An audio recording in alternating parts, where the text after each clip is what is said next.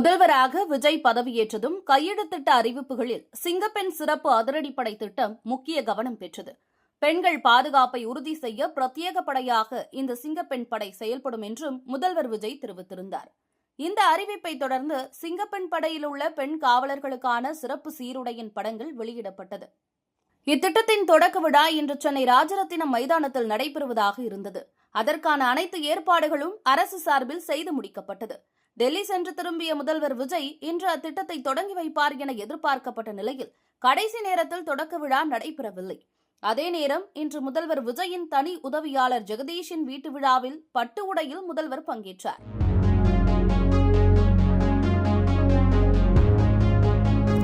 சட்ட ஒழுங்கு குறித்து மீண்டும் கேள்வி எழுப்பியுள்ளார் சட்டப்பேரவை எதிர்க்கட்சித் தலைவர் உதயநிதி ஸ்டாலின்.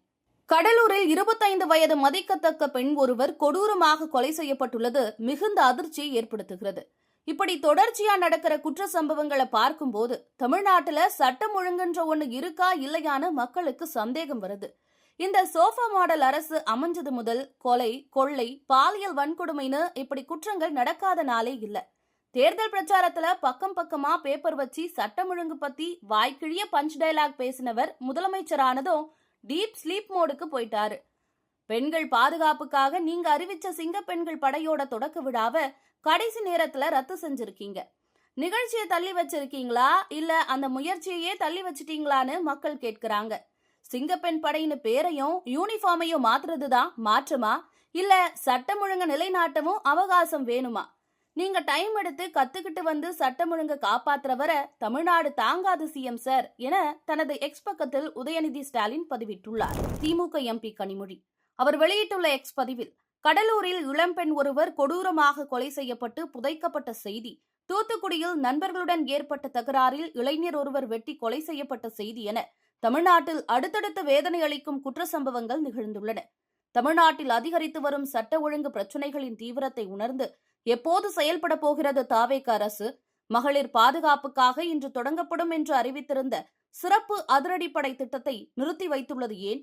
தொடரும் இந்த குற்றச்சம்பவங்களை தடுக்க என்ன செய்ய போகிறது இந்த அரசு என தெரிவித்துள்ளார். கடந்த திமுக ஆட்சியில் சட்டம் ஒழுங்கு டிஜிபியாக சங்கர் ஜிவால் நியமிக்கப்பட்டார். அவரின் ஓய்வுக்கு பிறகு புதிய டிஜிபியை நியமிப்பதில் கால தாமதம் ஏற்பட்டது. அதனால் பொறுப்பு டிஜிபியாக வெங்கட்ராமன் நியமிக்கப்பட்டார். சட்டப்பேரவை தேர்தலின் போது தேர்தல் ஆணையத்தால் பொறுப்பு டிஜிபியாக இருந்த வெங்கட்ராமன் மாற்றப்பட்டு சந்தீப் ராய் ரத்தோரை தேர்தல் ஆணையம் டிஜிபியாக நியமித்தது. இந்த நிலையில் தமிழகத்தின் புதிய சட்டம் ஒழுங்கு டிஜிபியாக மகேஷ்குமார் அகர்வால் நியமிக்கப்பட்டுள்ளார்.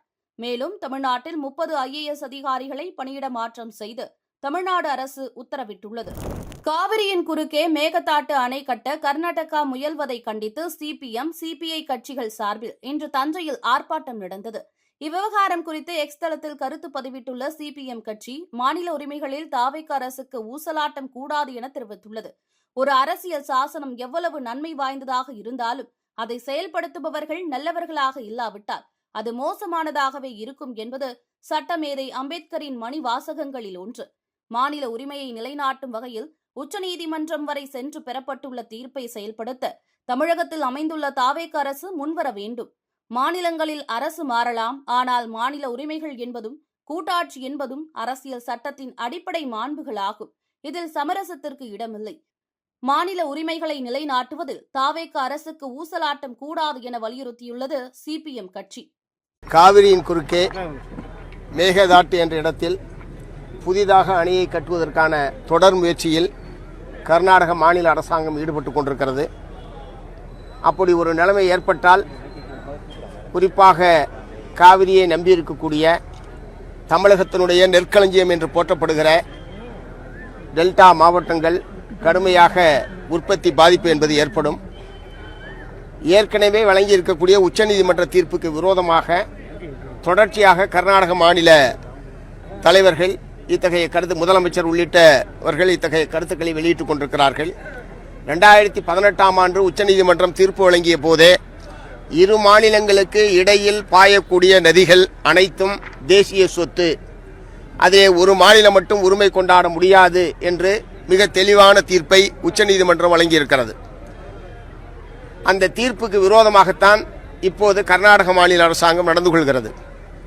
4 மாநிலங்களுடைய அனுமதி இல்லாமல் எந்த ஒரு மாநிலமும் காவிரி சம்பந்தப்பட்ட பிரச்சனையில் புதிய கட்டுமானங்களையோ புதிய நடவடிக்கைகளிலோ ஈடுபட முடியாது. ஆனால் அதை மீறி திட்ட அறிக்கை தயாரிப்பது, பூமி பூஜை போடுவது, நாங்கள் கட்டியே தீருவோம் என்று சவால் விடுவது போன்றவையெல்லாம் இரு மாநில மக்களிடையே நல்லுறவை கெடுக்கக்கூடிய செயல். இத்தகைய முறையில் கர்நாடக மாநில அரசாங்கம் தொடர்ந்து செயல்படுமானால் அது சட்ட ஒழுங்கு பிரச்சனையை ஏற்படுத்தும் என்று நான் எச்சரிக்கை செய்ய விரும்புகிறேன். அத்தகைய ஒரு நிலையை ஒன்றிய பிஜேபி அரசாங்கம் அனுமதிக்க கூடாது.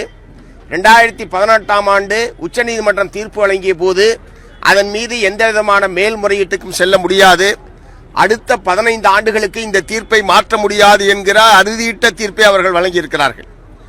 அத்தகைய சூழ்நிலையில் அனைவரும் அந்த தீர்ப்பை மதித்து நடந்து கொள்ள வேண்டுமே தவிர, கர்நாடக மாநில அரசாங்கம் உச்சநீதிமன்ற தீர்ப்பை நாங்கள் மதிக்க மாட்டோம் என்கிற முறையில் நடந்து கொள்வது என்பது வன்மையான கண்டனத்துக்குரியது. இரண்டாவது, தமிழ்நாடு அரசாங்கம் தமிழ்நாட்டினுடைய உரிமைகள் சம்பந்தப்பட்ட பிரச்சனையில் உறுதியான நிலைப்பாட்டை எடுக்க வேண்டும். அதில் எந்த விதமான ஊசலாட்டமோ சமரசமோ கூடாது. மாறாக தமிழ்நாட்டினுடைய உரிமைகள் சம்பந்தப்பட்ட பிரச்சனையில் அது யார் ஆட்சியில் இருந்தாலும் மாநில உரிமைகள் சம்பந்தப்பட்ட பிரச்சனையில் உறுதியான நிலைப்பாட்டை தமிழ்நாடு அரசாங்கம் மேற்கொள்ள வேண்டும் என்று இந்த சந்தர்ப்பத்தில் வற்புறுத்த விரும்புகிறோம்.